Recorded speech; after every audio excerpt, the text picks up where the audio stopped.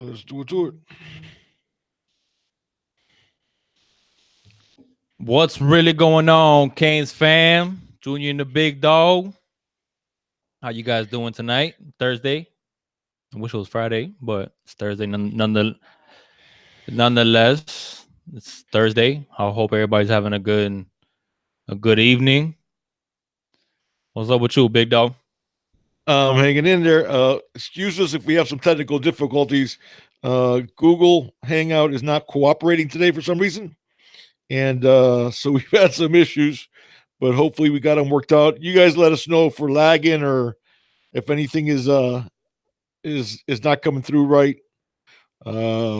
Because we were working on it here for a little bit and see how it's going. But Got William Curry. What's going on, William? George. What's going on, George? what do you say, Joseph. George? Joseph Holmes in the house. Hey, Joseph. George says we are live. It's perfect. Good. All right. Thank you. So For some reason or other, yeah, but it's not. The chat's not working for me now. if it's all good. If you want, I'll go ahead and I'll just relay it to you if you want. Yeah, we might have to. It's all good. Oh wait, I don't think. I actually thought I had it. And I was starting to wonder, George. I don't know if you're trying to troll or I don't know yet, man. What is he saying? Nah, he says he loves Miami football. He just doesn't want to lose to us. That's all. Well, that's understandable. We got Brown Belt. What's going on, Brown Belt? Yeah. What do you say, Canes fam, and everybody, and George also? Do we have to say Canes fam and George? Nah, George, you I don't know. That's a tough one, man. What do you say? No. I'm just saying that's a tough one when we say. No, we'll make him part of the Junior and the Big Dog fam. How's that? Hey, I like it. We know you're a Gator, George, and as much as we don't like the Gators, we appreciate your support and jumping on here and your comments and just your interactions. We really do appreciate it and welcome. So, what do you? Everybody, by the way, that goes for everybody. All the great comments you guys have given us, all the support. It's really appreciated. It's been amazing, and look forward to doing a lot of these more often. So yeah, George says I ain't no troll. I remember the glory days of Miami and how much fun that was. The only part he obviously he doesn't like is losing to the U. So I understand that. What's going on, Demetrius? Demetrius. What's up, Junior the Big Dog? Y'all doing all right? Yeah, we doing good, baby. It's almost Friday, so the weekend's almost here. And we're not gonna pretend you're not here, George. We want to hear some of that talk because we might get into some Gators, some August 24th talk if you want to get into that. But we're leaving this open to you guys. Any questions you guys might ask. We got Paradise Camp this weekend. So that's gonna be huge, obviously. I got something to tell you that's gonna blow the top off. This is for everybody. In case you haven't heard this, guess who two of the visitors are to Paradise Camp this weekend? Recruits or alumni? No. Recruits. Talking about. Well, I know we got Lawrence coming. We have well, they're coming for a visit. Lawrence and Worsham, Dazzling Worsham from the Alabama commit wide receiver. Alabama, right? What's going on, Unknown Faith? Because you're locking up on me. Yeah, I know. We'll just roll with it. Saying Kane, what's going on, baby? What do you say, that's Sammy? What do you say, Sammy? Baby? Of course, that's Sammy right there. Sammy, we were having all kinds of issues today. George says this is the best Miami show. I like all the other shows too, but you guys got it together. Hey, George, we really appreciate it, man. William Curry. What do you say, William? Flo's little brother. So I think he beat you to it into what you were gonna say about one of the guys that we're gonna have over here over the weekend. No. This is gonna, in case you guys haven't heard, it's gonna blow your socks off. You're not gonna believe it. What we got, man? Donnell Harris and James Williams. You're kidding, right? No, I'm not. I'm not kidding. That's confirmed. Well, both of them is confirmed by them tweeting it out. Now, whether they show up or not, who knows? But supposedly they're both supposed to be there.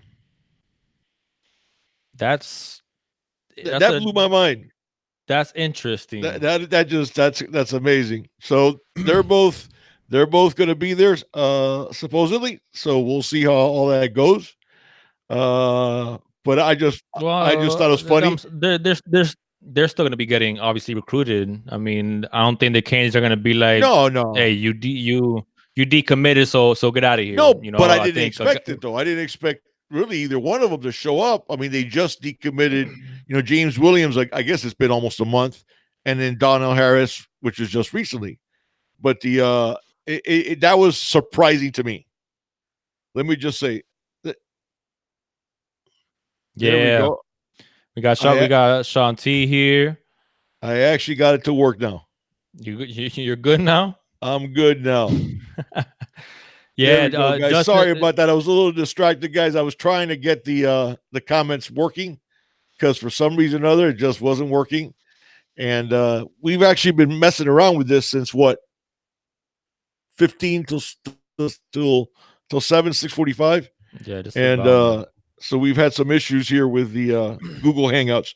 We use Zoom in order to record our regular podcast, and we like Zoom a lot better in terms of the quality of the video and the audio than we do Google Hangouts. But to put this on YouTube, Google Hangouts is the one that we need to use, at least for now. And so I'm glad you guys let us know if anything is not coming across to you well on the audio or the video. Yeah, and for those of you that are in here, hit that like button. We would Please. appreciate it. We got about 17 people in here. Hopefully, we'll start getting more people. Yeah, Justin Flo, to answer your question. I don't know wish if that's a question but yeah, he's gonna be like at 2 different camps traveling, so he's not gonna be there. For Jonathan Flo will be there. His little brother, who's a 2021 recruit. Justin Flo is going to the opening, and I believe he's also going to Rivals camp. So he has 2 different camps to go to, and that's why Justin won't be here for Paradise Camp. So hopefully little bro has a lot of influence on Big Brother and tells him how amazing it is and how amazing it was, and you gotta go, man. Let's go together. Yeah, and his little brother is coming. He's coming with the grandfather, so he's coming with family and stuff, and that building up that relationship. The fact that he came on his own dime. That's what Justin came on that previous visit. That showed a lot of interest on their part. Now the younger brother coming down from Paradise Camp. Do I think it's likely? No, but I don't think it's far-fetched. Now, if I was a betting man, I'd have to take the no. That we aren't getting Justin. But I do think we have a decent shot. And that's all I care about, to be honest with you. I think just having a chance, man. The fact that there is interest there from his side, like you said, and like we've said it in previous videos, him coming on his own dime, he's interested. And obviously his little brother's going to be there. So there's interest and they're intrigued about Miami. And I mean, what more can you ask for? At least a shot. That's you just get in the room. We hear about it when an NBA, especially when it comes to like big free agents and stuff like that, just at least getting a meeting, it's something big. Absolutely. And the same goes with college recruiting. I mean, the fact that you just got to get these kids on campus, and when you have unofficial, it's means even more sometimes than official, because that shows true interest from the recruit side of things. And I think Justin Flo, I think his family does all right financially, but that's an expensive trip from California to South Florida. So, and the fact that they did that on their own dime to visit Miami shows he's serious about Miami and he's interested. So now it's a matter of getting it done. Yeah, we got questions asking about Demetrius asking about the defensive line, offensive line, linebackers. Just to answer your question, Joseph, I think me and the big dog are on the same page when it comes to this. He asked, who do you guys rather have, Justin Flo or Isaiah Walker? I'm not thinking about that question Oh, twice. no, no, no, I'm no, no. But I understand why he says that, though. I understand why he says that because yeah, we need linebackers badly, but having another tackle, that's a biggie too. No, absolutely. I just think when you're talking about potential, I mean, you're talking about Isaiah Walker could turn out to be, because I think Isaiah Walker is like really good, Yeah, and ESPN especially thinks he's really good because on ESPN he's ranked like the 32nd overall player for who's that? next year. No, that Huh? was Jalen Rivers that was ranked 32nd. Was it Walker's Jaden? yeah. Walker's ranked ahead of Jalen on 247 Isaiah's ranked ahead of him in the and 247, 247, and but you're Jalen's right. ranked Yeah, 32nd in ESPN. that was the crazy discrepancy in rankings because Don't don't get me Jalen don't get me Jalen started on that. No, I know, but Jalen in the composite rankings is like 100 and something, and ESPN has him as like the 32nd best overall player. But I Yeah, think I think our O line and we could start talking about the offensive line a little bit. Um, I think the O line, a lot of people are concerned about the O line for sure, but I think going into next year, I think linebackers is gonna the concern for the position groups. I think is gonna translate to linebackers the way it is this year about the offensive line because I mean we don't have any of these three guys coming back and Shaq, Pickney, and McLeod. So if you could shore up one of those inside linebacker spots with a guy like Justin Flo, man, hey, you're talking about a guy that has the potential to be one of the best linebackers in U history, frankly. And I'm well, not in that group, no, in that group, one of the best. No, that's what I'm saying. Yeah. Just in the group. Yeah, but I'm saying Justin Flo, his potential, No, he his way up there. I'm just saying. I mean, yeah. when you have Ray Lewis and Jonathan Vilma and John Beeson and Dan But Morgan, and my point is that he could be in that group. he could be one of those guys Absolutely, he has the talent. when 20 years down the line or whatever, you're looking back and you're talking about the best linebackers in college Miami Hurricanes history. I think Justin Flo has the potential to be one of those guys Oh, that you're absolutely. probably going to be talking about. So I do like Isaiah Walker, don't get me wrong. And we do need some more depth and we need some more, you can never have too many quality offensive linemen, but there's just something about Justin Flo that I haven't seen in a linebacker in a long time, man. No, like I said, I understood why he said the question because of our need of tackles. But yeah, if I only could have one, I'd go with Justin Flo just because I think he's that much of a game changer. I Yeah. think he's one of these guys that's going to make a special play every game. Every game. I mean, he has that type of unbelievable ability, Yeah. What's going and D Rev, what's going on? Canes for what do you life. say, D-Rev? Miami Hurricanes talk.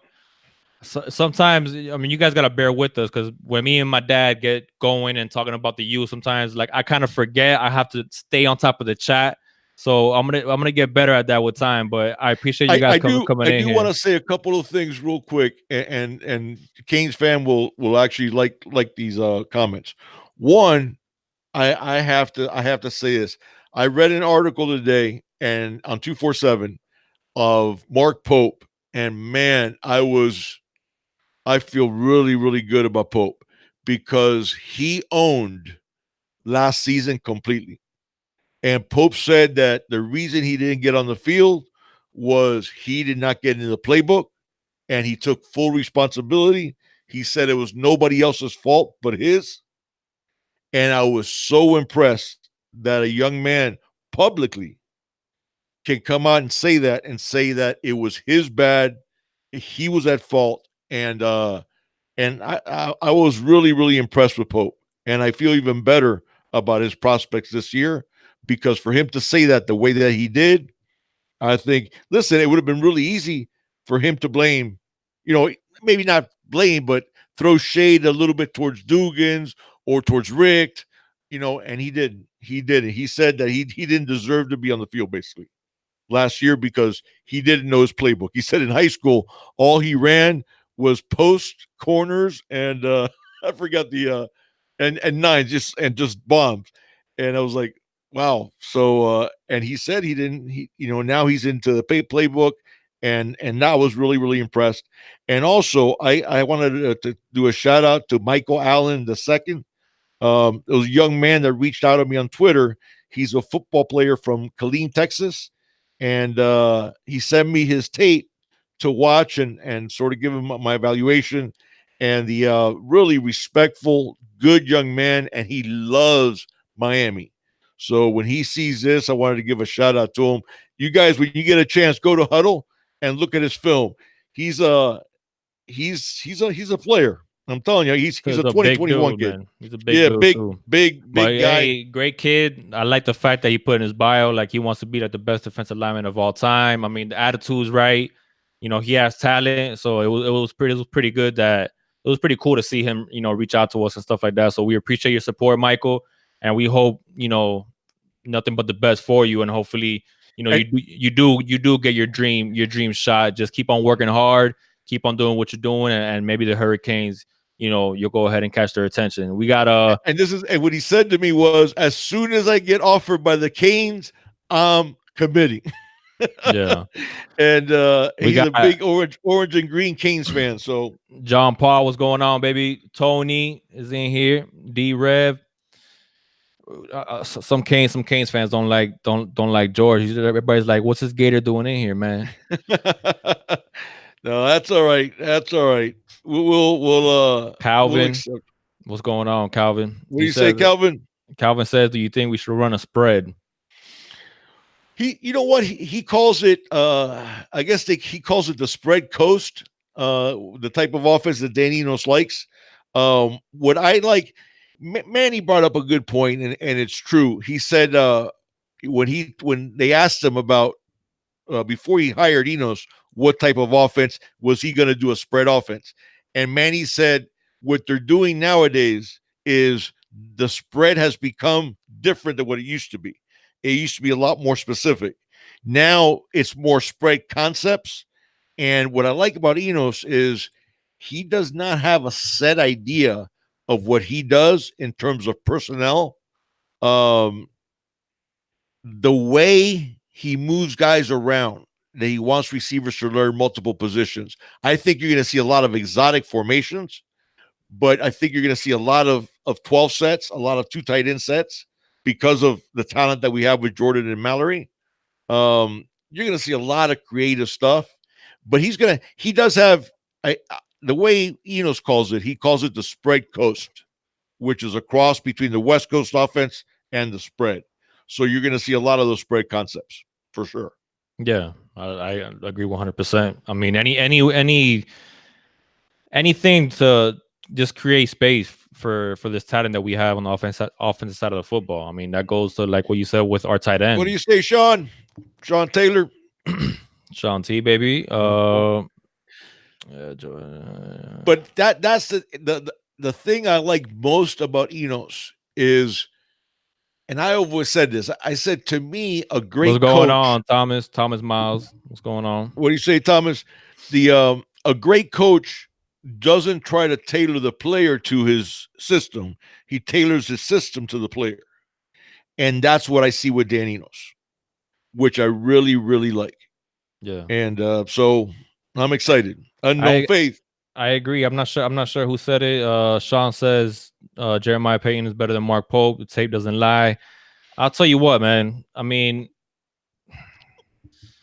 I love Mark Pope, and a lot of the questions that we had last year about Pope, we saw a lot of drop passes. Obviously, Cager led the team and whatnot, but Mark Pope was dropping quite a few balls, and even during spring practice, we would hear about it in the articles about a lot of drop passes and Pope being one of them. But listen, when it came to us as the fans getting a chance to actually see them on the field, Pope was looking clutch, and he was catching the balls, and you saw the explosiveness and the speed that we all saw of Pope coming out of high school. But then this time he was actually catching the ball, so he seems to have been working on that quite a bit. And I think Pope could definitely be one of those breakout players that we have this year. I think the fact that we have so much talent in that wide receiver room is just it's amazing, man. Now I do see Sean Taylor's point in terms of Peyton is polished. Peyton doesn't look like a freshman to me at all, and he doesn't act like a freshman. Yeah. He acts very mature. He's very polished. He's very far along. He does everything that a wide receiver needs to do. Jeremiah Payton does above average. So I do see that point. I think they're different types of players because Pope, I think, is going to be more the get the ball in space, take the top off the defense. Not just that, but I mean, Payton's six two, 6'3"? No, He, Payton's 6'1". They say he's you 6'1". sure? Yeah. He's 6'1", 185. He looks bigger. He looks bigger. Because he's long. That's Yeah, another thing. he So looks bigger, you could put but him on the outside, and he's one of those guys that you could throw it up to, and he'll go get it. yeah, So he'll high and point a Pope, ball. he'll high point the ball. Pope, you can see him in the slot. Right. I think it goes back to what you said. I think they're two different players, Right. but I love them both. I really Right. do. I think, Sean, I think it goes down to Pope would be the type of guy who is a specific threat, either getting him the ball in space or getting him to take the top off the defense or be able to do a slant and go some play where he gets the ball and can do something special. Because after Jeff Thomas, Pope is our most explosive receiver. And that's a different type of guy. Jeremiah Payton is I'm not saying this year because he's a true freshman this year, but he's the type of guy who'll lead the team in receptions, who'll catch 60 balls in a season. That's what I see in Jeremiah Payton. So they're different types of players, but I see where you're coming from. Yeah, I mean, I think it's just a good problem to have. I mean, the fact that we're here arguing about that much talent, hey, I don't know. If you had to make a prediction, who do you think? What are you thinking? What's it? I like Poe. Don't get me wrong. No, Yeah, Sean, I knew Sean exactly what you T. meant. Yeah, I he knew loves. exactly what you meant, and I'm 100% with you with what you meant. Yeah. Joseph says, "What's up with the defensive tackle from Louisiana? He is warm on 247." Yeah, I saw that. Jacqueline Roy. I saw that. He's a monster. Have you seen his tape? I haven't seen his tape. Who is it that said that? I saw his tape. That was Joseph. That was Joseph Holmes. Joseph, have you seen his tape? Watch it. The dude is impressive. Impressive.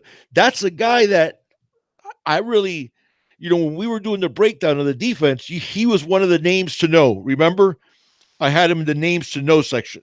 So we didn't do the video breakdown. We just did we mentioned him in the names to know because I really didn't think we had a shot at him. I thought he was going to be an LSU guy. I saw that we're warm on 247. Man, would he be a good addition to this class? Yeah, because that to me is a top tier D tackle. Yeah, we got Dwayne Baker, 904 Hurricane. What do you say, guys? D Rev says Stubblefield here for 2 years. Are you taking the over or the under? Under. Surprised, but under. Really? I think David Cooney's our wide receivers coach next year.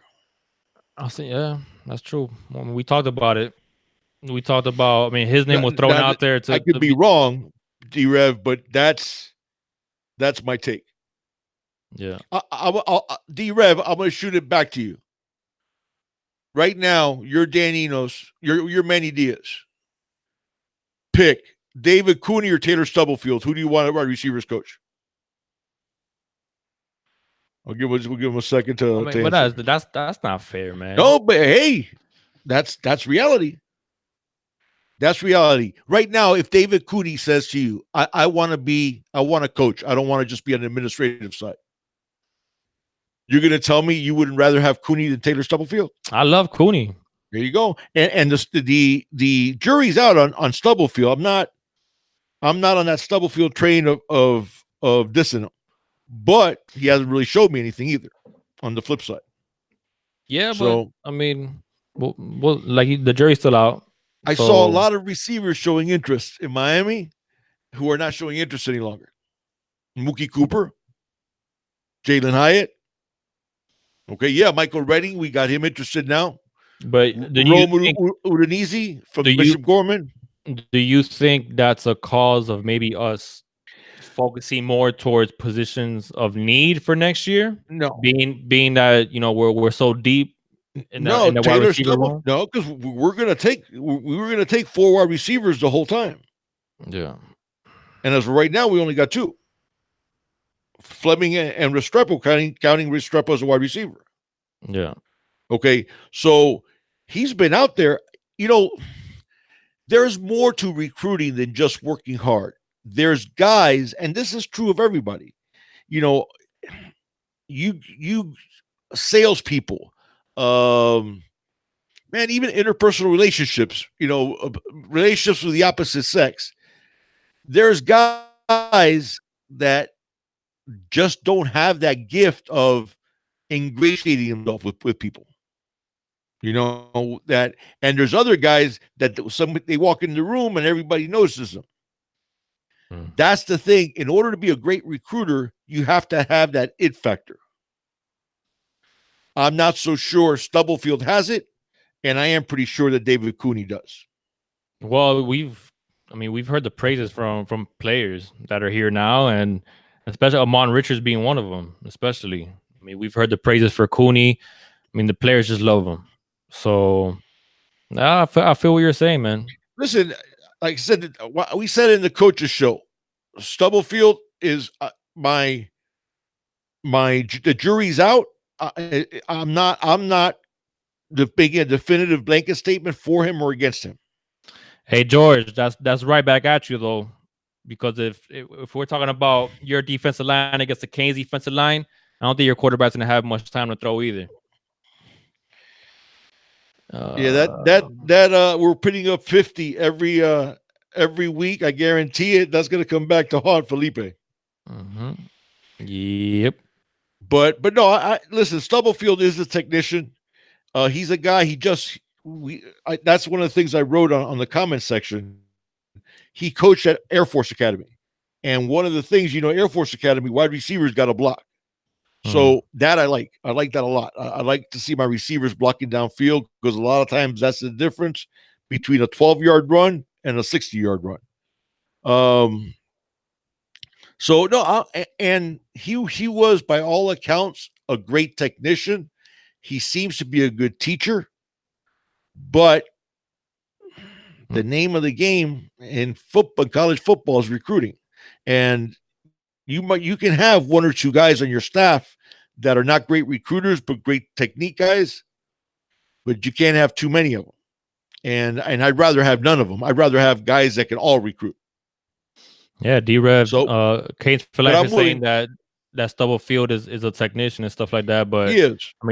D-Rev just said, look how talented that wide receiver room is, and Dugans did that, and you're 100% on the money with that, man.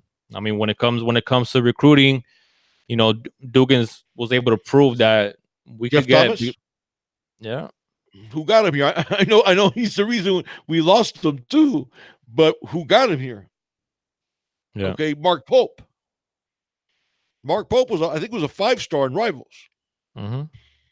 So no, he definitely got talent. Jeremiah Payton. Yeah. D. Wiggins. It's Dugans. He did the job, and I know he's a Seminole, but he did the job. Sean T, if Lingard is ready by week 1, oh my goodness. Yes, sir. Don't get me wrong. Lingard's supposed to be ready by week 1. In fact, he's supposed to be ready by fall camp, is my understanding. Yeah, well, I've been hearing that a lot. It's just I don't want to get my hopes too high when it comes to seeing him out there. But Big Dog, you're my witness when it comes to this. I love me some DJ. I love me some Harris, but there's something about Zoe. Man, I just want to see him get a shot. I want to see him get a shot. I want to see, hopefully he comes back and hopefully he proves to be 100% healthy, man. But when you got a backfield, when you're talking about DJ Harris and hopefully a healthy Lingard, hey, you can't ask for more than that. No, and Robert Burns is supposed to be back by fall camp Uh, too. okay, all right. Okay, are you trying to you trying to make Hey, fun of me here or what? no. I had to throw that name out. I had to throw his name in there. So he's Yeah, supposed to be healthy by fall camp. man, it's no knock on Robert Burns, but it's like when you just hear the story over and over and over for years in your ear. I I know. mean, yeah, I know. that's one that for sure when I'll see it, like I'll Yeah, believe it when I see it. Dwayne's talking about how ripped Lingard is. You saw him. You saw those pictures of Yeah, him in he is that 7-on-7. swole. He was a referee. He's been living in that weight Man, room. yeah, but David Feely has been doing that with Yeah, he everybody. has. He Uh, has. We talked I about think it.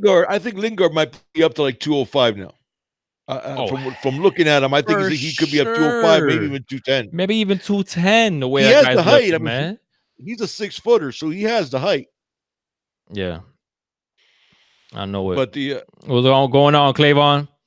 you guys forgive me Uh, if I'm squinting because the old man here can't see the comments unless he starts squinting. Paul says, Harris, remember that name. Hey, I'm with you. I'm with you. That man was running like a man on a mission, and we saw it in spring. And he's gotten into better shape. He's lost some body fat and replaced it with some good weight. And he's a man running with a purpose out there. He really Yeah. is. No, And Zion, Clavon, yeah, Zion came in at 240, and he's already like at two. He's probably like at 275 already. I think he last time I heard that was like 2 weeks ago. He was at 275. Yeah. He might be close to 280 already, and he wants to be 285 by August 24th. Yeah. So D-Red says who starts at free safety and strong safety. I got hard free safety and Bubble at strong safety, and I have the very same exact thing. I would say, yeah, I would say the safeties you're going to see get the most time is going to be Hall and Bubba Bolden. Yeah, I agree with that. But you don't sleep on what's good Carter is though. you could actually, I think it'll probably be Bolden at the free safety and Hall at the strong safety, but then you're going to see Amari Carter get almost just as much playing time. Now I mean, none of those three cannot be seen like. Okay, I'm sorry. Let me phrase that correctly. All three of those guys need to see significant playing time on this. Yeah, I think I really don't care who starts. Frankly, let's say you have 70 snaps, okay, defensive snaps. So that's 140 with the two safety positions. I would expect you're going to see Hall and Bolden 50-50, and then Amari Carter 40. So I think you're going to see those three guys. William Curry. So what about number 20? I don't think you're gonna see too much time, man. I'll be honest with you. I don't expect to see him out there. I expect Derek Smith's going to be our fourth safety. But I think those three, like, it doesn't matter to me who starts. It's going to be Bubba Bolden, Gervin Hall, and Amari Carter are all going to get significant playing time. You're going to see those three safeties on the field constantly. Yeah, 100%. And what's good about it is, I mean, with they're somewhat interchangeable in terms, and I think Gervin was playing a little bit of both of strong safety and free safety. They D-Rev once Smith puts on some more weight, he will be soon enough. Who's that? He's saying Keontra Smith needs to be ahead of a 20 on the depth chart. Yeah. I mean, I think Derek Smith's going to be our fourth safety. I think they're hoping they're looking at a red shirt for Keontra. But yeah, I'd like to see Keontra ahead of Robert Knowles. That's true. Yeah. That's one of those guys, man. And I understand. I understand Kings fam, and I can't say a word about it.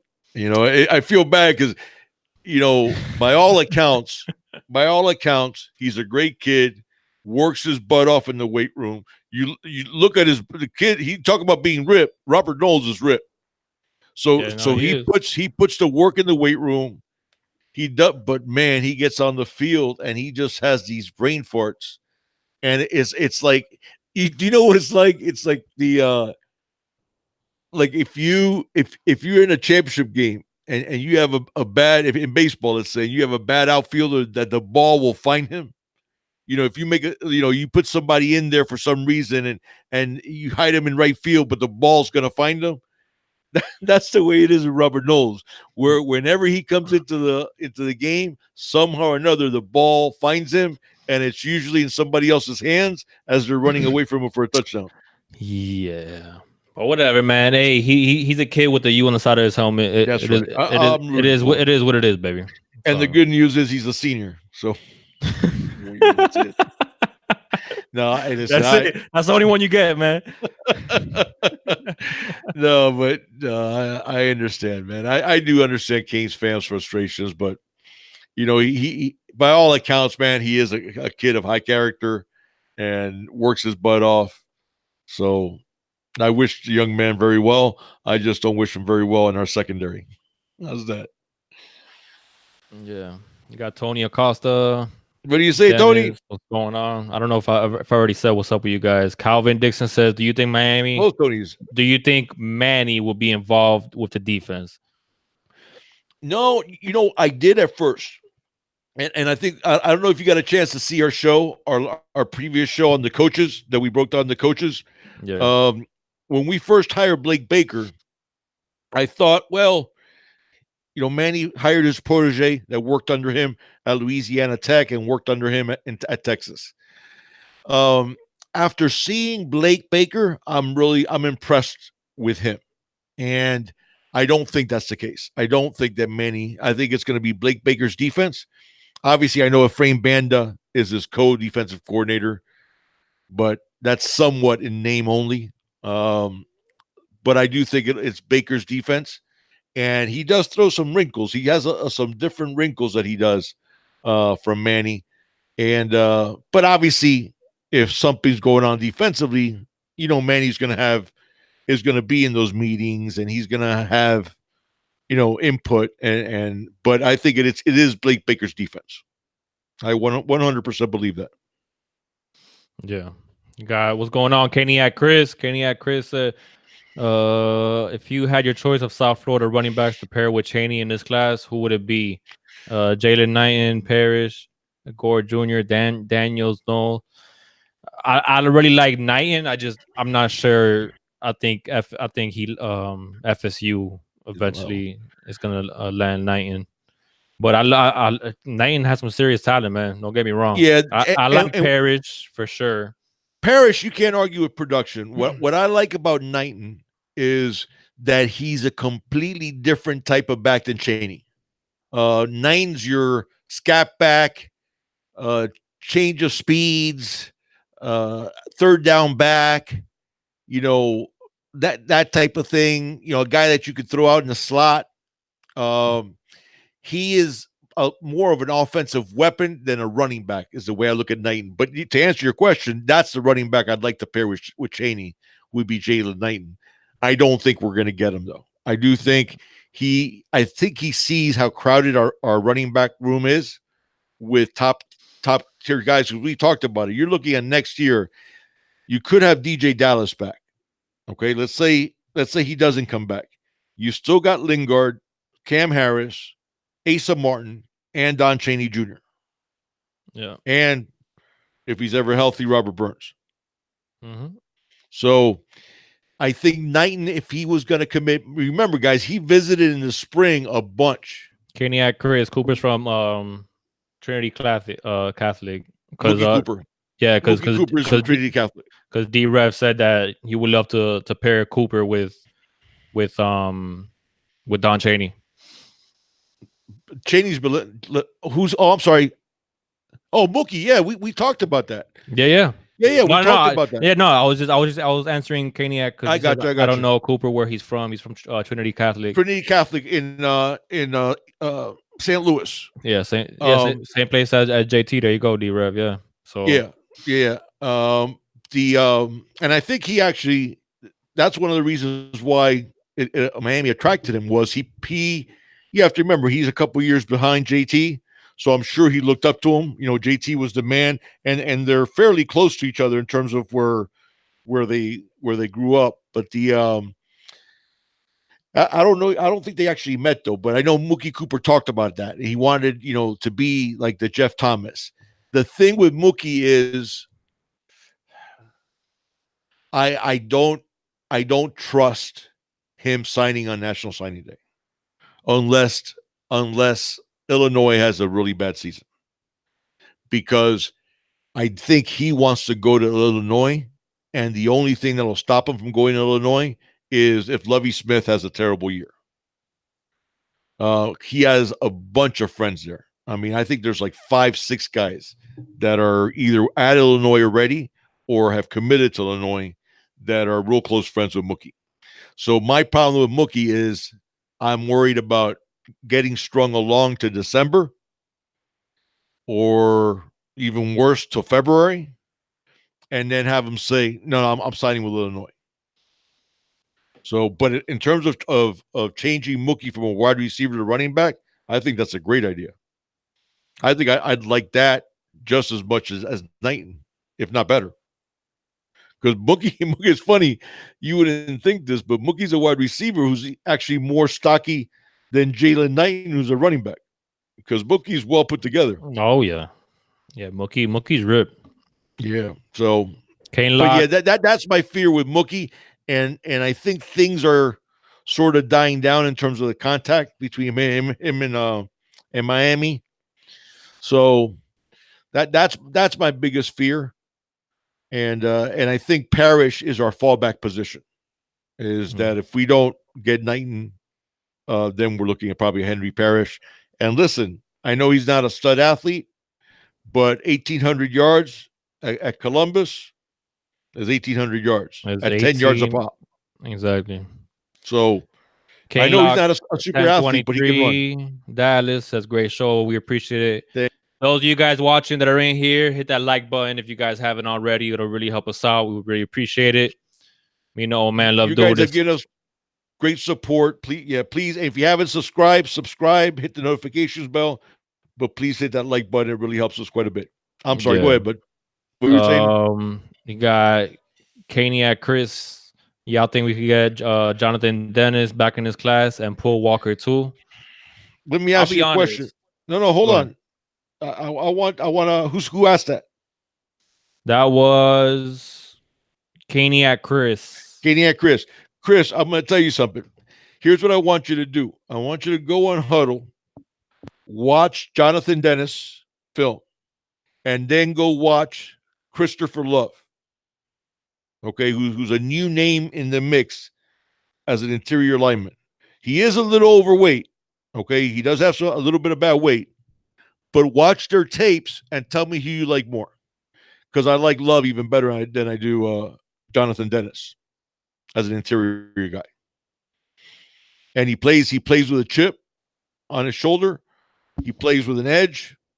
And if he gets your hands on you, you stay blocked. So I think Dennis, when he decommitted, I think that was a mistake.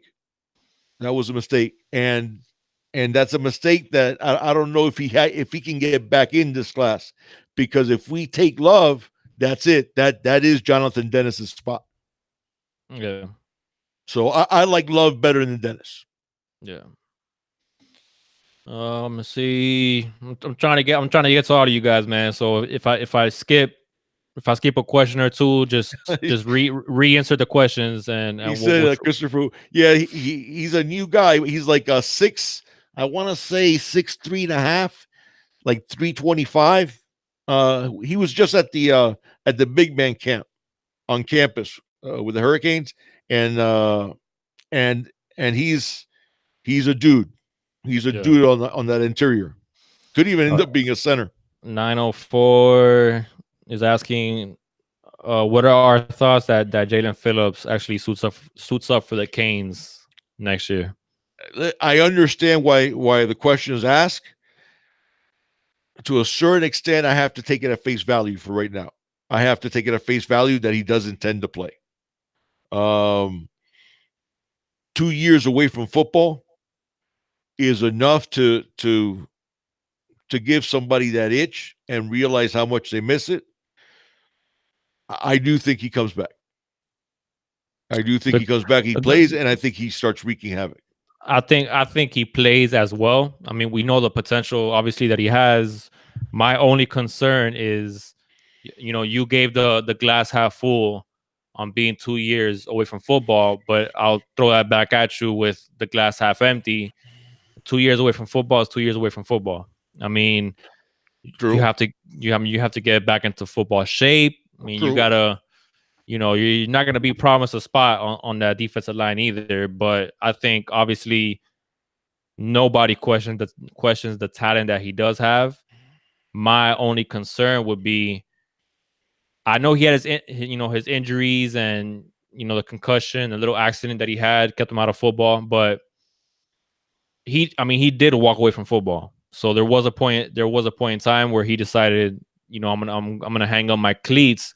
So I think naturally you question if the road gets too tough, and maybe he starts second guessing himself if he doesn't backtrack and say, yeah, you know what, I don't think I could do this anymore. So the concern is there, rightfully so. But if I had to give it, I mean, if I had to give A it, percentage. yeah, no, not a percentage. It's hard for me to give a percentage on whether he plays or not, but I think I'm leaning more towards him suiting up. Now, whether he, you know, whether he shows to be the number one overall recruit, that he was a few years ago, I I'm not as Only a couple of years ago. That's only 20. You're only going to class of 2017. yeah, that's true. Yeah. 2017. And he was pretty productive before he got hurt. So I mean, we'll see. We'll see. Yeah, I do. The thing is, here's the caveat for me, and this is what I really like is when I saw him play. I watched a lot of tape on him, and man, I never saw him take a play off. I never saw him take a play off. And usually, the guy that doesn't love football, because I know that's been a knock on him, the fact that he medically retired. That the knock on him is he's into music. He wants a music career. He doesn't. He's not. He doesn't love football. That's not what I saw on tape. And I saw a lot of tape of Jaelan Phillips, and he looked like he loves football, and he loves getting after quarterbacks. He loves sticking people, and I'll tell you, when you watch his tape, it's special. I think you guys saw it when we broke down the defensive players. His tape is special, and it's a different kind of special. So, yeah, I am leaning to him tearing it up. We got Tony asking on National Signing Day, do you think Miami will have a top 5 class for 2020? I don't care. Yeah. We actually I was going back and forth. To answer your question, Tony, I don't think we have a top 5 class, but top 10 for sure. Top 10 maybe, but I do not think it matters anywhere near as much as a lot of people think when it comes to star ratings and class rankings. Frankly, man, I don't care if we finish top 15. I just, the big targets that we're going after, I just want to get a couple of them, but I want us to continue doing what we're doing, getting guys that really want to play for this U, and not getting divas, and not getting, showed up on ESPN when it comes to National Signing Day.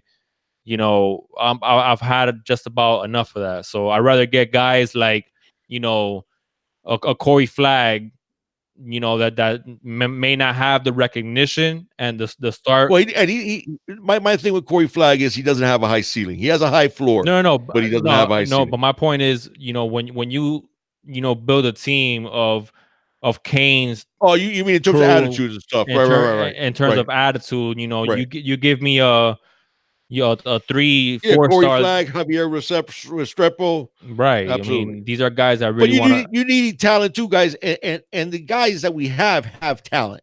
So the thing is, what I don't care about the rankings, and I don't care about the stars. You guys know the story, and we talked about it on one of our previous podcasts. That's a good question. Go ahead. Somebody, Miguel asked about Xavier Henderson, and so remind me to get back to that. Okay.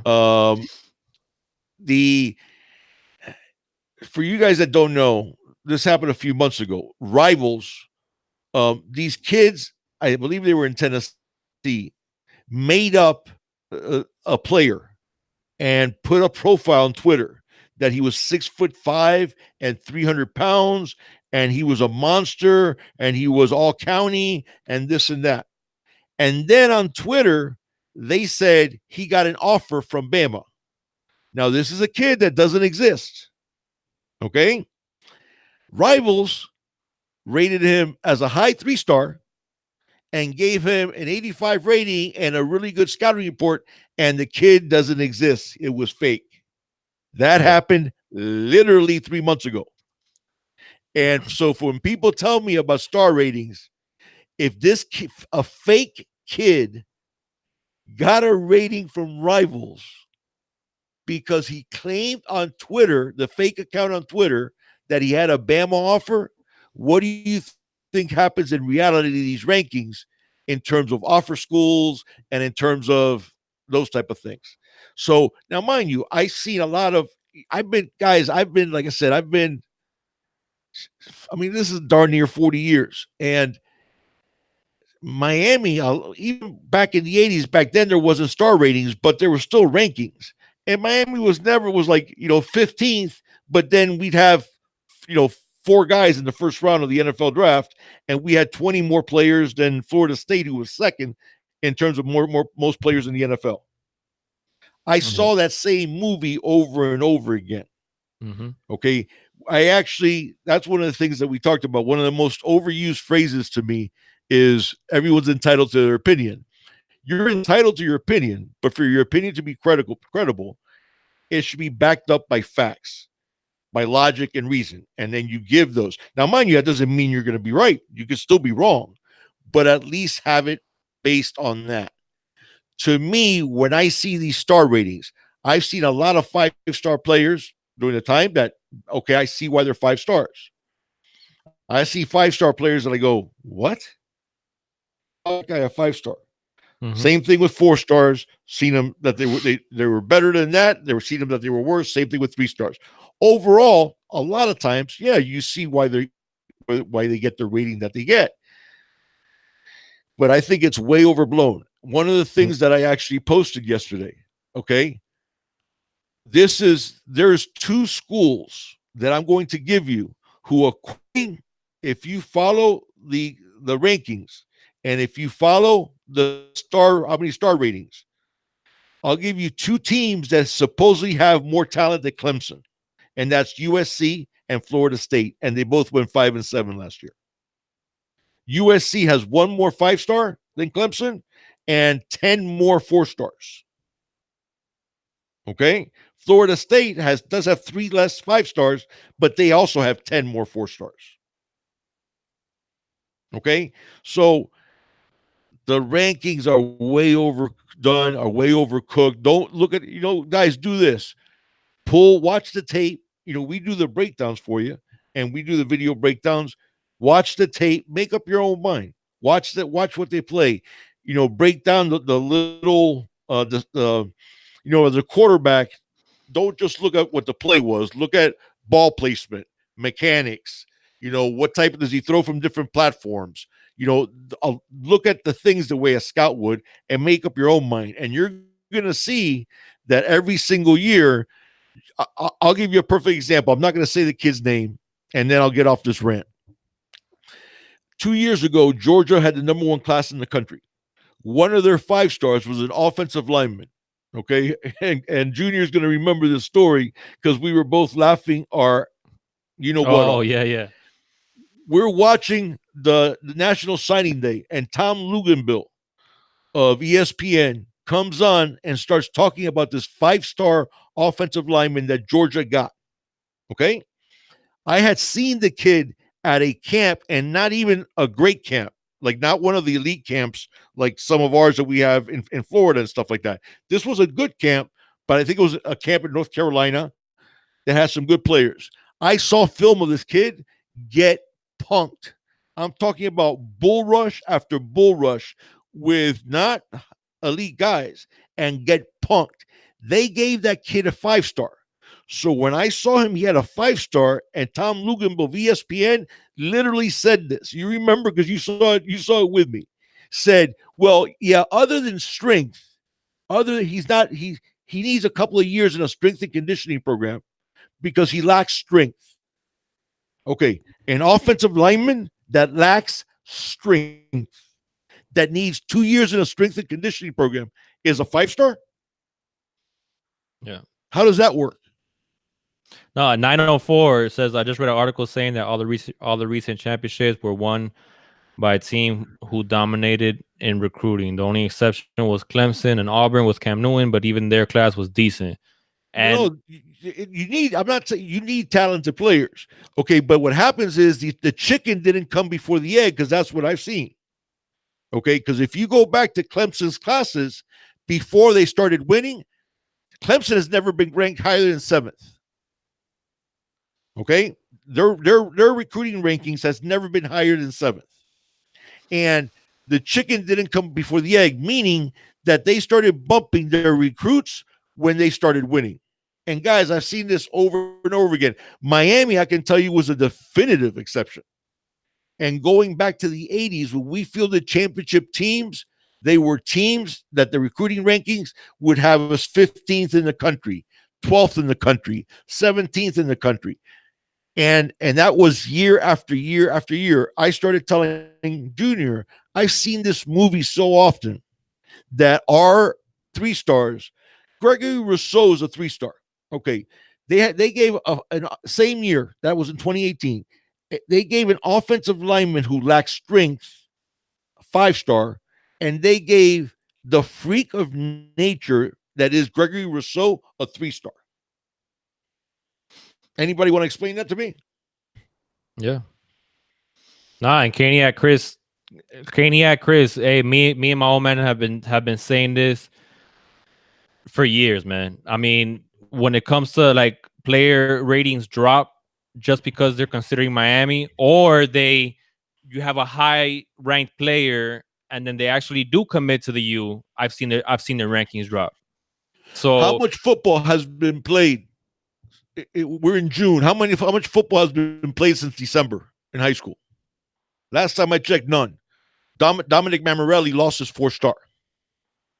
yeah. Yeah. Why? No, exactly.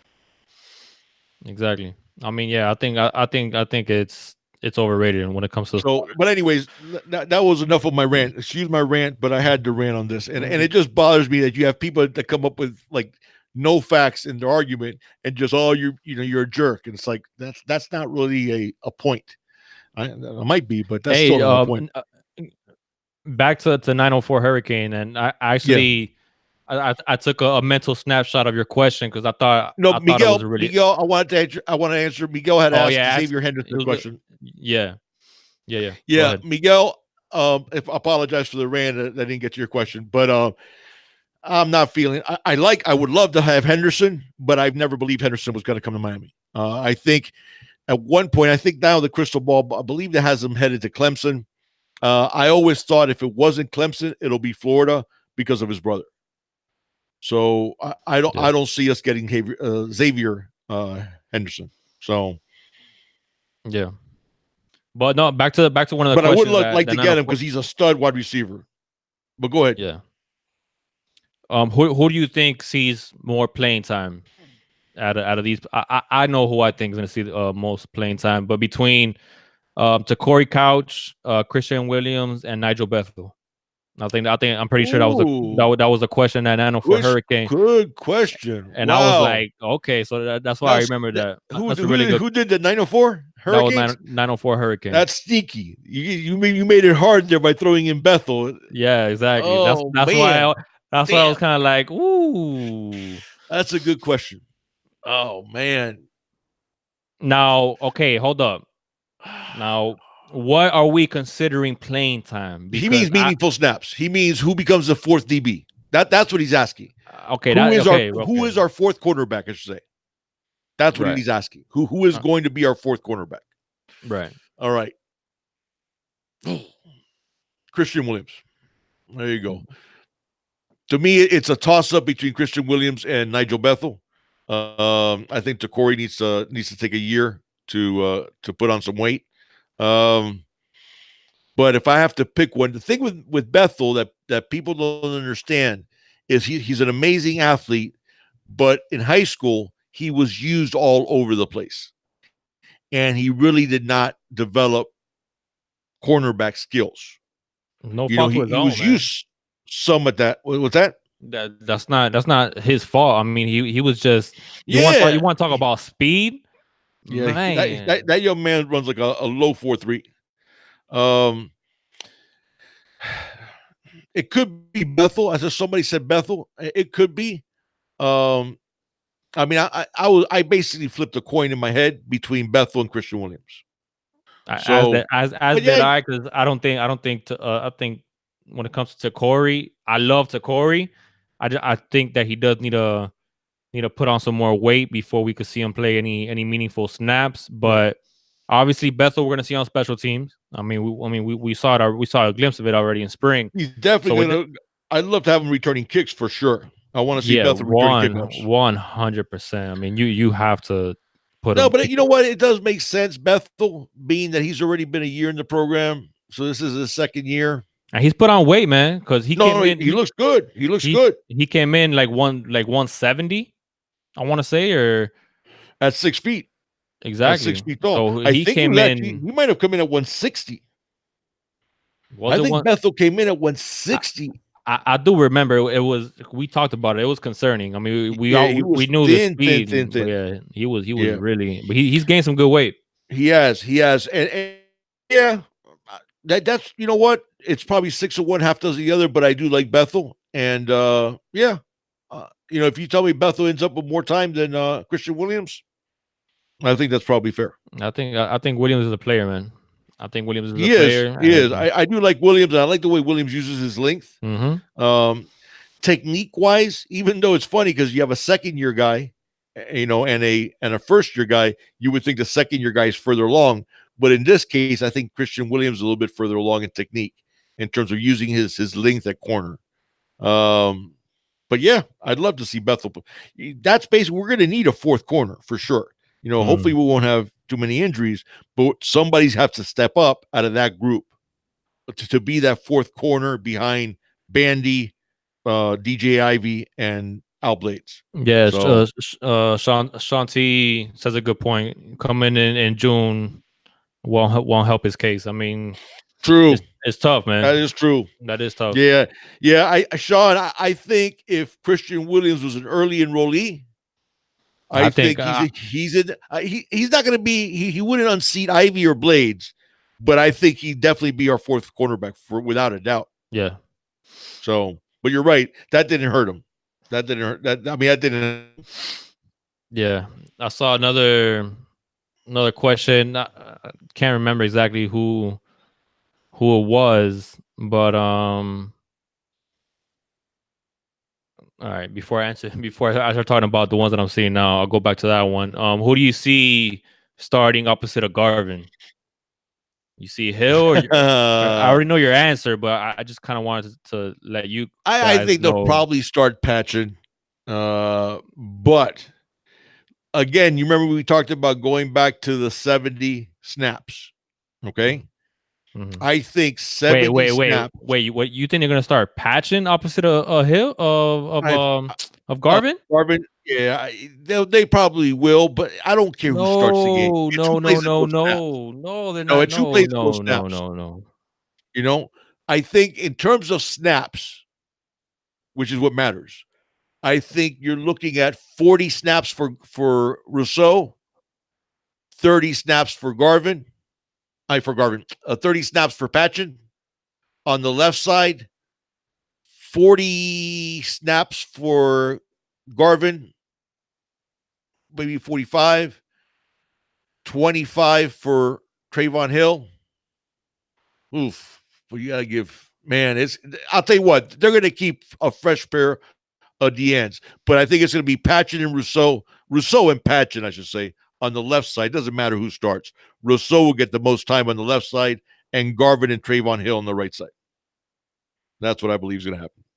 I think you're right. I don't think it matters necessarily who starts, but I don't know Yeah, about most snaps. patching. No, but Rousseau's going to get more snaps and by the way, Jafari Harvey will get some snaps here and there. Yeah, So, but yeah, yeah, I do believe it's going to be Rousseau's going to get the most snaps at the left defensive end. yeah. I So, agree. I know a lot of people are high on Hill, and I am too. But I see Hill staying on the right side, which is where he's played more often than not, and then I see Rousseau getting the majority of the playing time on the left side with Patchen, and then Jafari Harvey taking some snaps here and there. I don't know, man. Yeah, okay. On the right, I get what you're saying on the right side, but Yeah, Patrick can play, no doubt. Patrick can play, no, and he yeah, looks great. yeah. I'm Physically, not. he looks fantastic. I love me some passion. I love me some passion, but I'm right there. I'm right there with you in terms of the splitting of Rousseau, the the thing snaps. is, Sean, Rousseau is special, man. Rousseau is he's that dude. Yeah, Rousseau is that dude. He is that dude that physically he's not built like everybody else. He's not built like everybody else. You got to realize as of right now, he's already at least an inch, maybe 2 inches taller than Trayvon Hill, and probably about 10 pounds heavier. And he's a yeah, redshirt freshman. yeah. So go ahead. No, Shanti says yeah, I prefer Garvin and Rousseau. We're Oh, we're me both too. we're Yeah, both me right there too. with you. Trust me. That's like I said. They might. You got to remember, Patchen's a senior. So him taking the first snap of a game, he's a starter. Rousseau Yeah. is going to get more snaps than Mm-hmm. Patchen for sure. Mm-hmm. For sure, Rousseau's going to be on the field more than Patchen will. Yeah. So, Clayvon, Bostic, how do they Hey, Cleavon. rotate the linebackers? Hmm. That's going to be interesting. I think we're going to play striker a lot more often than we did even last season. Even though last season we used it quite a bit, I think you're going to see Romeo Finley and his backup, Gilbert Frierson. I think you're going to see them on the field even more. Um, as a base set, I think you see that the 4-2-5 with the striker 75% of the time. And then what they're going to do is use McLeod. What I think is going to end up happening, they'll use McLeod to back up Shaq and possibly Pinckney some. They'll use McLeod like we used Mike Smith. You guys remember how we used Mike Smith last year? That's what I think they're going to do with McLeod. So I think they're going to use him to back up. He might play some strong side when we're in a true 4-3. McLeod will play some of his normal position, which is strong side. Then I think you'll see Avery Huff on the weak side, backing up Pinckney. This is assuming that we don't get Bradley Jennings or Wayne Steed or DeAndre Wilder back. Okay, so assuming that we don't get any of them back, then I think you see Huff backing up Pinckney, McLeod being sort of the Mike Smith from last year. What about Joyner? Oh, I'm sorry. Yeah, I forgot Joyner. Yeah, Yeah, Joyner's going to get some time. He's going to get some time. He's probably going to get time. because I've liked what I've seen from No, from he's Patrick Joyner. yeah, he's made the transition. Um, but he is going to be. I definitely think Joyner's going to be behind McLeod in the rotation. You have to remember when Joyner played in the spring, McLeod was out. Right. Okay, so I see McLeod getting a lot more snaps than Joyner. No. Me too. I'm just Right, saying. right. Yeah. But I think you'll see Joyner get about the snaps that Avery Huff gets, Yeah. more or less those type of snaps. Yeah. I agree, man. Slim Shady Canes, what's going on? When it shut, he got Rousseau is the black unicorn. You ain't kidding, man. Hey, You ain't kidding. You ain't kidding. You remember, and Sean, and I'm not gonna. Okay, I'm gonna go back to talking about beating a dead horse. I hate to say this again, man. So to make sure that people don't say that, I say something later on that I said it before. A year and a half ago, probably, when I called you about Gregory Rousseau, what did I say? You what remember? You went on for you said a lot. Hey, Guys, King Lock. Hey, we appreciate it, man. Thank you so much, man. Guys, this is a great show. Good job, guys. thank Thank you. you. We Thank you, appreciate buddy. it. Thank you very much, Kings You said fan. a lot. You I said a saw lot. Rousseau. I saw a film of Rousseau, and literally, I probably watched the same film like 3 times, just because it was grainy too. Because he went to highly Champagnac Catholic, so they didn't have great films and stuff like that. But what they had, I was like, this guy is a 3 star. Yeah. In what world is he a 3 star? Because he played safety, wide receiver, tight end. He sold popcorn. He parked cars. He coached. I mean, he played, and he looked like he was a man playing against boys. And speed, agility, strength, and that was when he was at 220. Because remember, he reported. Some people said he was even lighter, but he reported supposedly at 6'6", 220. Yeah. And you remember what's the comparison I said to you? And here you go, George. This was for you because Hey, unfortunately I have to compare him to a Gator. He reminded me of Javon Curse. He reminded me of the Freak, yeah. and that's who I think Rousseau is. So you're right. He is the unicorn. Dallas Simpson says, "What's going on, Dallas?" He says, "I'm a Kane fan, but can you do a show versus Florida on matchups?" Dallas, for sure, 100%. Yeah, We're absolutely. gonna do that. We're just waiting until we get closer to, until the spots are at least pretty much shirt up across the board, and then we could do a more accurate breakdown of the matchups. So Yeah, we're it's just gonna be waiting on getting it's gonna be such a big. This was gonna be for George also. It's gonna matter because we don't know who the quarterbacks are gonna be for either team because we don't know who's gonna start for Miami. And after Felipe Franks gets hit one time by Gregory Rousseau, the backup's gonna be playing, so it'll be Emory Jones. There you go. So no, I Yeah. had to do that one for George. But yeah, I mean, I want to see the quarterback's going to be a big difference in terms of how we break it down. So that's the thing. Probably be a little bit closer to the season when we have a better idea who's going to be taking snaps under Yeah. center. So Yeah. 100%. Because I've even been, because we're obviously gonna do a Gator and UN breakdown, but we're also gonna do a schedule breakdown. yes. But I just feel it's a little premature to do one now because we want to know for sure who is gonna be manning every single position on this team before we go ahead and get in depth about the schedule Right. and the matchups and stuff like that. And then once the season gets going, guys, for those of you Thank you, watching, Dallas. Thank you very we're much, Dallas. yeah, we appreciate that. Once the season gets going, I mean, we're obviously we're already doing weekly shows, but we're gonna be doing previews to the game the following week. We're gonna go over the game that we play. So, for example, we're obviously gonna do a preview leading up to Florida. After Florida, we're gonna obviously recap that game after we win 41-14, and then we'll go ahead and go into our breakdown of the upcoming matchups for the Yeah. rest of Now the. we're always going to have a a hurricane show every week with a wrap up of the previous game and a preview of the upcoming game. So we'll always do at least once a week hurricanes, and then we'll do a once a week NFL one too. But so you're going to get plenty of content, and you'll always have hurricanes content at the very least weekly, if not more.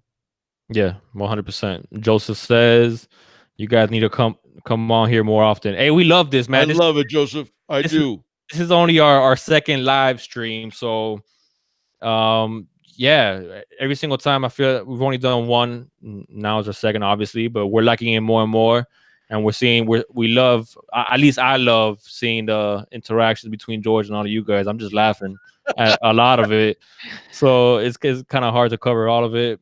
We got Sammy. Before you guys call it a night, make sure Pops Big Dog elaborates for me about how different ways Lingard will be used during the season. He mentioned out of the backfield receiving. He wants to know how Lingard's going to be used. Yeah.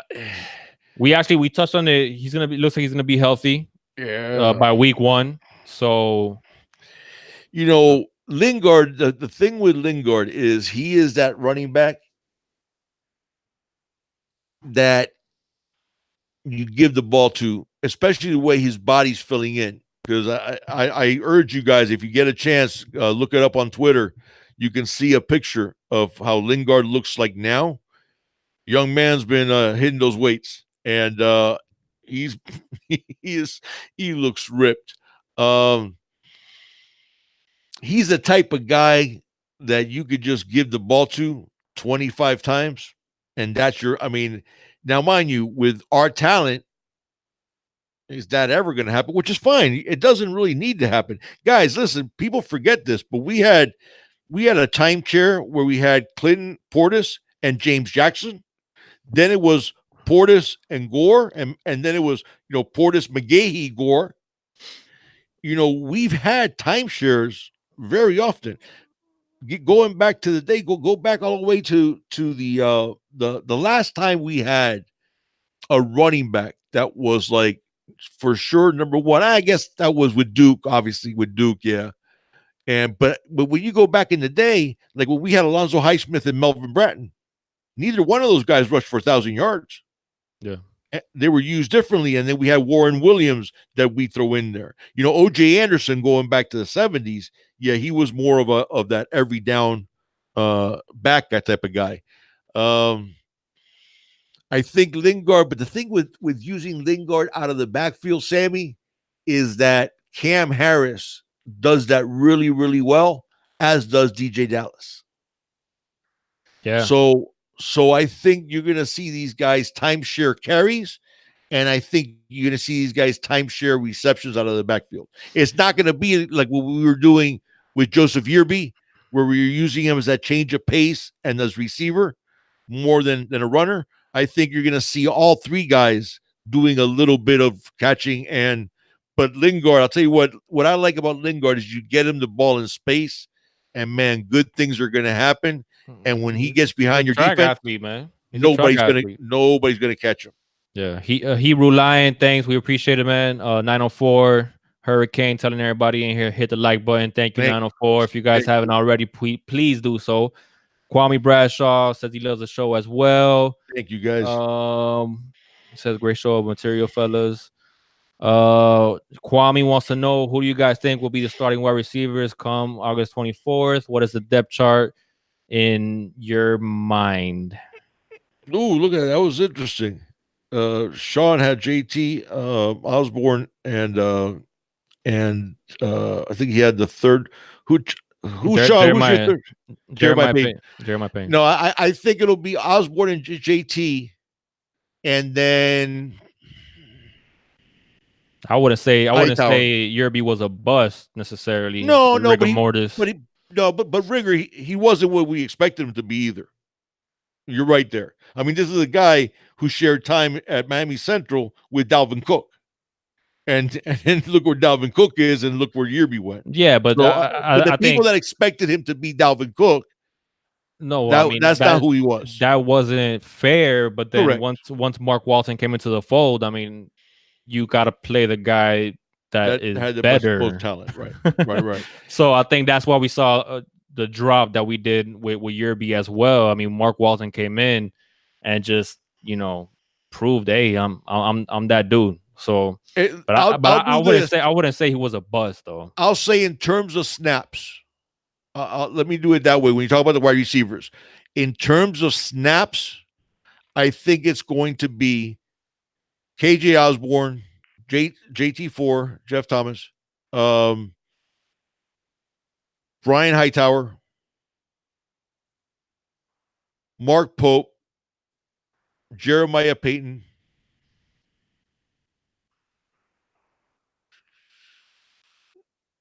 D. Wiggins, Evidence and Njoku. There you go. And so I think Hightower probably gets the nod to start week 1, in my opinion. Now, mind you, that's assuming Hightower's back to 100%, because remember, he had that minor knee surgery. Him and Jeff Thomas both did. But assuming that Hightower's back to 100%, I think he probably gets to start, along with JT4 and Osborne. You Goldwire, what's up, you fam? Welcome. Thank you for tuning in, man. This is the only Oh, he is. Dallas said that he's listed as the third starter. Okay, Oh so yeah, yeah, he says that's Hightower. Yeah, I'm 100% with you, big dog. I couldn't. Yeah, that's basically. now. I Here's the think question. KJ has. I think JT probably leads the team with yards. I think, believe it or not, but man, it's so hard when you got Brevin and Mattery back there as well. Like who's gonna lead the team with touchdowns? Who's gonna lead? KJ Osborne seems to be that. I think KJ will lead in receptions. JT Yeah. will lead in yards, and one of the tight ends will lead in touchdowns.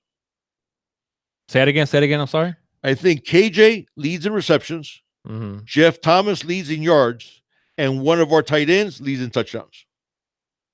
I'm saying, I think will matter. Receptions, I'm talking about. I'm not talking about overall touchdowns because I think one of our running backs will lead in touchdowns.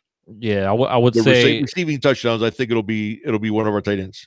Yeah, I agree. I think JT leads in yards, and I think KJ, his route running and his hands and just yeah, I love what I've seen from KJ so far, and I think we're gonna see. I love me some Brevin. You know how much I love Brevin, but I think we're gonna see some really special things from Will Mallory this year.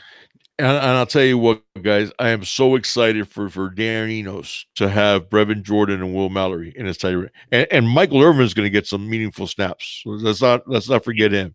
Irvin is one that is made a jump from last year he has. to this year. He has, and obviously he's Kane's royalty, so we want to see him do well. But obviously our two monster tight ends are Brevin Jordan and Will Mallory. I am really excited to see what Dan Enos does with those two beasts that we have at tight end. Yeah. Because you're going to see some stuff. You're going to see Jordan lining up in the backfield as a fullback, Will Mallory at tight end, then Mallory splits out wide, Jordan goes to the tight end, or Jordan goes in motion the other way. You're going to see all kinds of funky stuff, but you're going to see a lot of 12 personnel. You're going to see a lot of two tight ends. He's going to use them a lot together and use them, Brevin as a safety blanket, Mallory as with his speed doing those crossing patterns that he could turn a 5-yard crossing pattern into a 25-yard gain. And if he gets going, he could take it all the way to the house.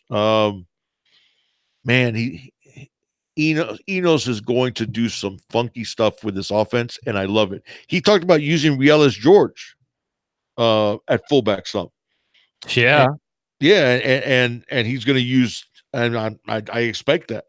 You're going to see sometimes, Jordan lining up at fullback, DJ Dallas behind them. Jordan goes to tight end, DJ Dallas breaks on the slot, and it's empty backfield. Yeah. And stuff, and motion, and it's going to be creative. So, yeah. Joseph says, "What do you think of Darnell Washington?" Man, he's there. He's gonna be. He'll be at Paradise Camp. He's gonna be at Paradise Camp. Man, that guy is. If you guys haven't seen a picture or film on Darnell, that's ridiculous. Please, hold on. I got the picture I sent you. I hope it'll show up on camera. You got tell me if this dude looks like a high school kid. Show you what type of freaking beast he is. Yeah, that guy's an animal, man. 6'7.5", 250. They have him listed now, I think it's 6'8", 250. That's ridiculous. Okay, I hope you guys can see this. Does that dude does he look like a high school football player, or does he look like he plays in the NFL already? But what's scary is in that. I'm sorry. Once I Did talk. you see it good? Or did I screw it up? No, you see it perfect. That's Darnell Washington. Does this dude tell me this dude does not look like he's like in his second year in the NFL? But not just that. Like, what you look at this up here, and you can see the frame that he's gonna put on. He's gonna put on even more weight. I mean, it's ridiculous. This guy's gonna be Gronk. Yeah, he's gonna be Gronk. He's gonna be one of those guys that you're not gonna stop him. No matter what you do, you're not going to stop him. He's 6'8". That's what I'm saying. That's what I'm saying, Joseph. Like, if you could tell in his frame in that picture, he looks like he could add more weight to that frame. 100%. He looks like he could add 25 pounds of muscle to that frame. Yeah. and not miss a beat. And now he's 275. That's Nah, crazy. it's ridiculous. That kid is going to be a Ridiculous. monster. Listen, he's at Paradise Camp this weekend. So the fact that Yeah. he came down, that says a lot. That says a lot. And when was I know we've always had one heck of a lineup at the Paradise camps that we've seen, but I think this year has taken the cake in terms of the players that are going to be there for every single position group. Basically, I mean Manny's bringing everybody, Yeah. and I think that's something that could definitely help out when it comes to recruiting, and it's just a cool experience when you think about it for these kids. I mean, these are kids that these are players, Hall of Famers that they've always heard about, and they get to meet them in person. They get some tips from them. They get to just interact and talk and chop it up with these Hall of Famers and these greats, and it's going to show that that thing. All right, we always hear Irvin talking about it, and we always hear former alumni. The U is different. The U is Yeah. different. So you're going to see that in a lot of these alumni, especially the way they interact with each other, and they'll tell stories and stuff like that. So hopefully a player like Darnell, they'll see that and they'll be like, man, this is something else. So I think Paradise Camps is. I think we're gonna have, if I'm not mistaken, I can look at it, but from memory, I think we're gonna have Jeremy Shockey, David Nah, Njoku. it's. Oh, you talking about? You mean Oh, just just the? the tight ends. Oh Just the yeah, tight yeah. ends. We're gonna have Mhm. Jeremy Shockey, David Njoku, Chris Herndon. Is that it? I think that might be it because I don't think Greg Goals is going to be there. But that's the thing is when you get and listen, we are tight end you. There's no doubt. You look at the tight ends we put in the league. It's constant. You didn't see that funny picture that the Gators put up calling themselves tight end you. Tight end you. Yeah, Oh wow. Okay. yeah. The But look, as of right now, we still the got like what 5 of them in the league. yeah. No, we got more than 5 of them. We got Olson, Jimmy Graham, the David Njoku, the Chris Herndon, Clive Walford. yeah. I'm missing somebody. I think we got 6 of them in the league. Yeah. Go ahead. I'm sorry. No, I was just gonna run off some names. At quarterback, Ja'Cory Played on Harris. Iowa last year. Man, that was strong with the 2 guys in the first round. Yeah, it was. We got Gino Toretta, Bernie Kosar. Mm-hmm. I mean, wide receivers, you got players like Allen Hearns, Randall Thrill Hill, Michael Irvin, Travis Benjamin, Brian Blaze, Santana Moss. I mean, That, by the way, whoever wrote that list like that is blasphemy not to put Michael Irvin first. what do you When you mean? talk No, about Kane's receivers, you start off the conversation with Michael Irvin. oh no, I wasn't going in no Oh, particular you weren't order. going in order. Okay. No. We got who we got here? We got Casey McDermott coming in, Brian McKinney, Joaquin. We Mount got McKinney, Joaquin Gonzalez is there too, right? yeah, Yeah. Vernon Carey, Feliciano. I mean, it just goes on, man. I It can't goes on. remember the writer that talked about it, if it was Andrew Ivins from 247 or if it was Gabby.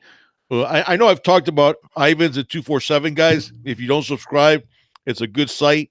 I also wanted to a shout out to Gabby Uretia. He's a writer for State of the U that works with Cam Underwood there. And Gabby Yeah, he's legit. he does a great job, and he's a great guy. And I've actually interacted with him some on Twitter and stuff like that. And he's a class act. So you guys wanna definitely catch his article. So it's Is Gabby Uritia from State of the U. is Jimmy with anybody? Jimmy Graham? He was with the Packers. Yeah, but I know he was last year. But I Oh, mean, I haven't even checked I don't even the know if he's still there. the rosters. Yeah, but yeah, that's another one, man. I mean, Andre, no, I did Clavon. They didn't say Andre. He wasn't listed. But they did say there might be a couple surprises. But I always thought the surprises would be Ray and Ed Reed. I always thought that those would be the 2 surprises. yeah, I would love to see Andre too. Shoot, more the merrier. Yeah, Kaniak Chris points it out. Yeah, Olsen and his 1,000-yard seasons. Yeah. Oh, he says he is coming. Clavon says that Andre is coming. Andre is coming. Oh, awesome! I'll be dope. I would love that. But you know what? It's I don't know how because man, He you is hardly see Andre talk. quiet, man. He's just so quiet, Quiet. man. But still, like That's what takes me off. but They better not screw him out of the Hall of Fame because he no, deserves to be a no, first ballot Hall of Famer. No. They better not make him wait too long. I'll tell you right now. He's getting in there. I don't know if he's gonna be in there first ballot, but he's gonna get in there. 100%. What's the exercise we played with somebody when they were saying, "Oh, you really think he's a first ballot Hall of Famer?" I was like, "Okay, name me the best quarterback that Andre Johnson got to play with in the NFL." Matt Schaub. There you go. That's why he deserves a first ballot Hall of Famer. Yeah. Best quarterback that Andre Johnson had in his NFL career was Matt Schaub. Yeah. That okay? And look at the numbers that he put up with those scrubs at quarterback. Yeah, and he had a lot of them. Okay. A lot of them. Andre, man. But that's the thing that also hurt him is he's so quiet. Yeah, Donnell. We talked about that. I think when we first got on Donnell here. Donnell Harris and James Williams are both going to be there. Both two guys that decommitted. So, wait a second. Whatever, man. I heard Brian Robinson's supposed to be there too. Brian Robinson said he was supposed to be there too. Now they didn't know if Brian Robinson was going to cancel, but supposedly he was going to show up also. So all three of the recent decommits are going to show up at Paradise Camp. So you never know, guys. You never know. Recruiting it's fun to follow, and every once in a while, though, you feel like just like throwing your hands up in the air, going, I don't get it. Justin Flo's not coming because he's going to be at two other camps, but his little brother's going to be here. Jonathan's Flo. Coming. Justin has to be at the opening and at Rivals. He's going to two different camps this weekend. What's going on, Willis? He says, "What's the topic tonight?" Open, man. I mean, we're about to get off here soon. We've already been on here an hour and a half, but we're just basically just chopping it up. Basically, open Q&A. We pretty much covered quite a bit. You can see the questions better. You got to forgive me, guys, if I'm not keeping up with the questions and stuff like that. It's just I can't. I mean, I literally got to squint. Wow, what question are you talking about? No, I was just trying to keep all the questions while you were talking the way you do for me. But I have to do one of these. No, I feel like over 50% of these in the chat is George. It will absolutely crush my spirit if we lose to Miami. Well, expect your spirit to be crushed, my friend. I wouldn't. I put it this way: I wouldn't put your spirit in as an egg in that basket. So yeah, but I don't even want to dive deep. It's a tough game, and in fact, for us also, not just because you guys have a good team. It's our first game with this offense. First could be if it's not in Cozy, it could be the first start for Jaron or the first start for Tate. And regardless, it's a new offense to all of us with a lot of motion and a lot of moving parts. Yeah, but it's also going to be a new offense to Florida, my friend. That's true. So, yeah. But anyways, it's all good. Willis. You had an engagement tonight. Well, congratulations. I don't know if it was to you, if you had the engagement or somebody you knew had the engagement. But no, I think he meant just an engagement in terms of something to do. I don't think he actually got engaged. Oh, I'm sorry. I completely read that. I completely read that wrong. No, but nonetheless, thank you for showing up. Whatever it was, man, it's all good. At least you did stop by, so thank you for supporting. We got the best family. King's fam is the best fam you could have, man. Hey guys, before we sign off, any last maybe quick questions you guys want us to cover? But before we sign off, I just want to thank everybody for joining us tonight. Yes, thank you, guys. We're nothing without your support. Share, like, comment, subscribe if you haven't already. Please do so and spread the word. I mean, me and the big dog, I think we tried it with the NBA Finals live chat last week. Didn't go so well because our base doesn't know us to talk more sports than just the Hurricanes. But I don't think, and I think I could speak for the both of us when it comes to this. I don't think we're ever gonna have as much fun, talking about other sports as we do with the Miami Hurricanes because of the family we've grown in such a short period of time. So and it's all you guys. So we really do appreciate it, man. The kind words, the comments, the likes, everything you guys tell us. You know, my son and I talk about this, man. You guys literally like act the way you guys have acted with us. It's like your jobs to help us get the people watching the podcast, and that's the thing with my Canes family. You guys, man, the support that we've gotten from you guys has been even greater than we had any right to hope for, and it's appreciated. It really is, and you guys have just taken it upon yourselves. And when he and I talk every day, we're man, it just we're blessed. We're blessed, and we're thankful for you guys for helping us out as much as you have. So thank you Yeah. very much. And if you haven't already, please subscribe, like, share, and leave some comments. Give us some feedback of stuff that you want to see. By the way, I do want to put a question down there. Okay. My question was, since we just did the coaching staff, okay, all the coaching staff, outside of Dan Enos and Manny Diaz, okay, so just taking those two apart, not including them, out of the rest of your coaches, who was the one that you liked the most of the coaching hires, and who's the one that you liked the least? Yeah, I agree. I want to see those comments. I think I posted that question on the either you or me. I'm not sure. I'm not sure exactly Oh, who did did you? it. Yeah. Yeah, in our coaching staff breakdown. Did you read that? Because that'll No, be weird. no, I didn't read that for real. Oh my goodness. All right. Well, go back to our coaching staff breakdown and then read the description. What I put in the description, and Oh, then I didn't read the description. you'll see how eerie it is. I mean, how alike me and my old man are. Because I think I We posed must be related.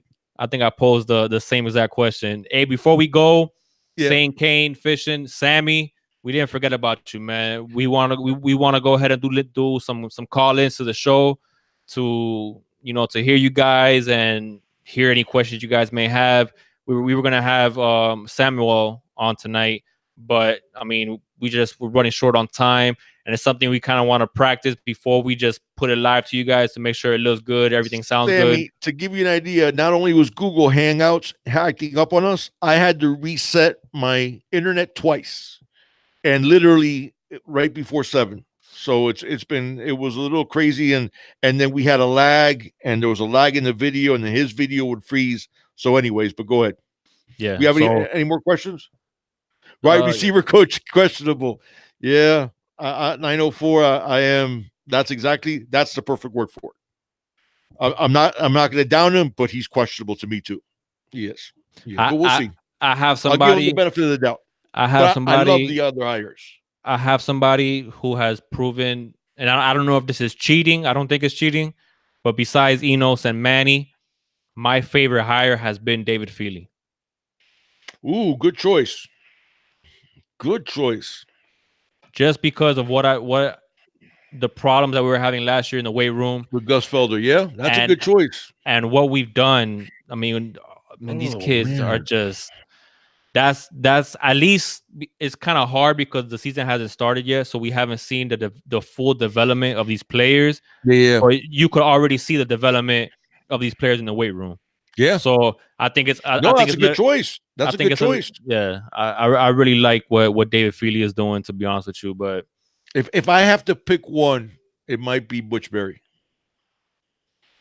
I have a lot of faith in Butch Berry. He's gonna really give us a good offensive line this year. Yeah. All right. So I'm sorry. Do you have any more questions there at the end? D-Rev said he liked Field the most. Yeah, he's a monster recruiter. You're wondering Baker close second. Yeah. I'm with you. I'm with you. I said David Feely. I like Baker too. I said David Feely because I've seen already what he's done, like for these kids in the weight room. Yeah, no. We've seen it with Zion. We've seen it with everybody across the board. He says he agrees with you. Yeah, you're right. Yeah. No, Feely's a hell of a choice. I love Feely. Feely. But you have a couple. Willis was talking about Blake Baker. Yeah. Willis, I don't know. You got here later. What I was saying let's see if you feel the same way, because Junior and I both felt this way. When we first hired Blake Baker, I said, okay, Manny just brought in his protege just so he could sort of like just, call signals, but it's still going to be Manny's defense. And after about a month of Blake Baker, I went, oh, no. Blake Baker's going to run our defense, because the way he carries himself, the way he functions, even the wrinkles that he calls on defense, Blake Baker has completely changed my opinion. Where I thought that we both thought that Manny was still going to have his fingers in the pot, and with the defense. And after meeting Blake Baker or seeing Blake Baker and seeing the way he's interacting, I no longer think that. Oh, Miguel has Redding over Robinson, 100%. Yes, 110%, my friend. Miguel, I'm right with you. I think that's an upgrade. Definitely. Now we have to get Redding. We don't have them yet, so we're warm on his trail. Yeah, we are warm on his trail, but I agree with you. I know whatever Robinson's rated higher. No, Michael Redding has a 41-inch vertical leap. Yeah, Henderson. I went big dog. I don't really see us getting Henderson, but I do see us having a good shot at landing Redding. Redding. I mean, I know he crystal ball right now 50% FSU, 50% undecided, but Miami's warm on his trail. And I saw something on Twitter that somebody said something to him about the U, and he replied to it with a hashtag, the new Miami, throwing up the U with little fire emoji. So there's interest on his side as well. So I would love to get Redding. I think he's a heck of a Miguel. a player. I know I mentioned Henderson that I believe he's going to go to either Clemson or Florida. What I didn't mention is I do like Henderson a lot. I think Henderson is a special athlete. I just don't see us at all getting Henderson. Yeah, no. So, all right, guys. Hey, thank you guys. If we'll keep on answering questions, we're going to be on here for it's going to be like a 4-hour long show. But save your questions. Save your but save your questions for the next time. We're going to go ahead and do another live stream next week and recap. Let me answer Joseph's real quick. I think Austin Cave will get faster? Yes. But remember though, I believe he's right at 203 in terms of weight. You're going to see him get up to 225, 230. Now, gaining good weight, you don't lose speed. Be hard to gain that much weight and try to gain speed. I think he tested fairly well in the 40. I think he was in the high 4.7s or mid 4.7s, I want to say. If you look at his film, he looks more like a high 4.6 than a mid 4.7 in terms of 40. So that could just be his technique's not down pat yet. He ran, but listen, Cave was running the 55 meter in high school. So, and he ran a decent time. He didn't hit the national elite standard, but it was just above the national elite standard.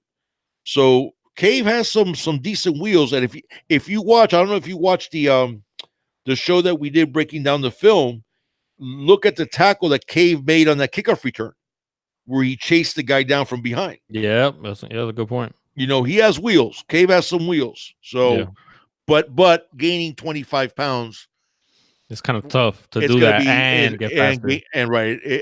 I mean, I'm hoping he just maintains the speed that he has now. So, don't forget to hit the like button. Thank you. Thank you, 904, guys. Thank you very much. It's been awesome. Hope you guys have a good rest of your night. Save your questions that you may have for the next time you see us next week. And remember, comment, guys. Let us know your favorite hire and your least favorite hire and why. Yeah, for sure. All right. Thank you, Kings fam. And as always, it's all about the you. All right, guys. We'll see you guys on the next one. Have a good one.